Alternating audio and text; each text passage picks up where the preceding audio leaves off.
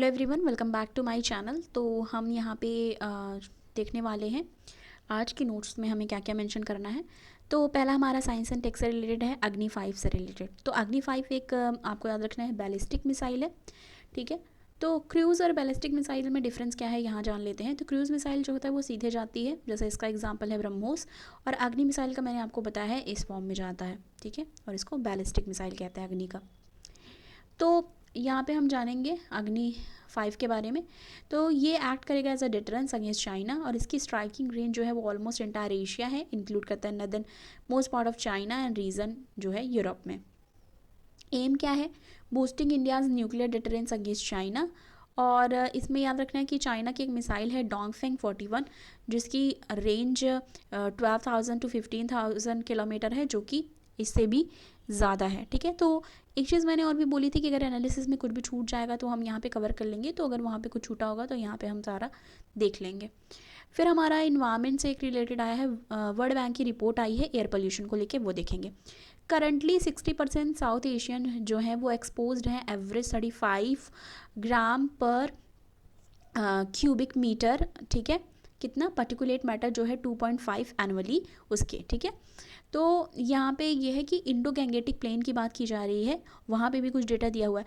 अब देखो यहाँ पे जो फैक्ट्स हैं, जो डेटा है वो आपको नहीं याद होता, कोई बात नहीं, क्योंकि यूपीएससी में आप सबको ऑलरेडी पता है कि इस तरीके से नहीं पूछता कि कितने ग्राम, कितने क्यूबिक मीटर, कितने टाइम्स, ये सब कुछ नहीं पूछता है। बस वो अंदाजन चीज़ें जो हैं ज़्यादा से ज़्यादा कॉन्सेप्चुअल होते हैं, ना कि फैक्चुअल, ठीक है।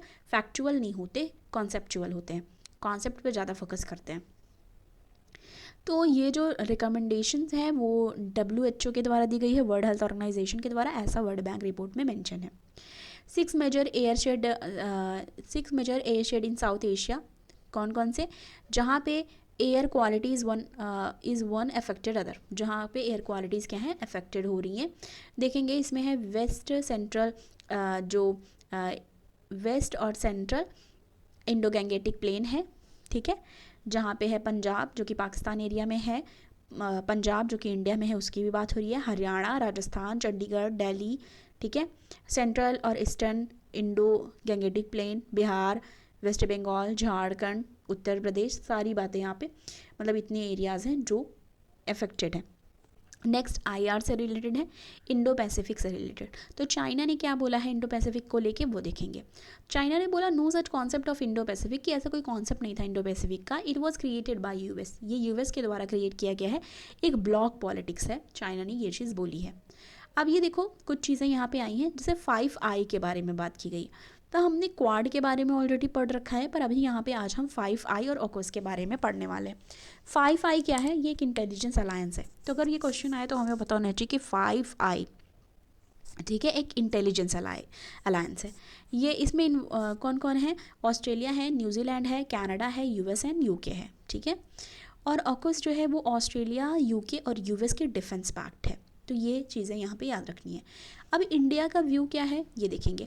इंडिया ने क्या बोला है इन सारी चीज़ों पे, जिस पे चाइना ने सारी अपनी प्रतिक्रिया दी है, जो कि हमने एनालिसिस में भी देखा।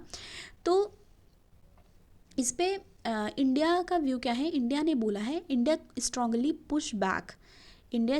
Push back against China's blocking of NATO comparison. तो इंडिया ने स्ट्रांगली इस चीज़ को अपोज किया है, जो चाइना ने क्या किया है, नेटो का कंपैरिजन किया है, पहली चीज़। दूसरी चीज़ ये भी बोला, pointed to fact that India not US Alai.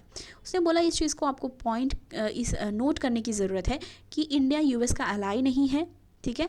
Quad was not a military alliance, और क्वाड मिलिट्री अलायंस नहीं है। पहली चीज़ तो ये कि इंडिया यूएस अलाई नहीं है, दूसरी चीज़ क्वाड जो है वो एक मिलिट्री अलायंस नहीं है। नेक्स्ट हम देखेंगे from 5I and Quad to AUKUS. हाँ, तो ये हमने देखी, ठीक है, 5I हमने देख ली। अब हमको देखना है, 1 मिनट,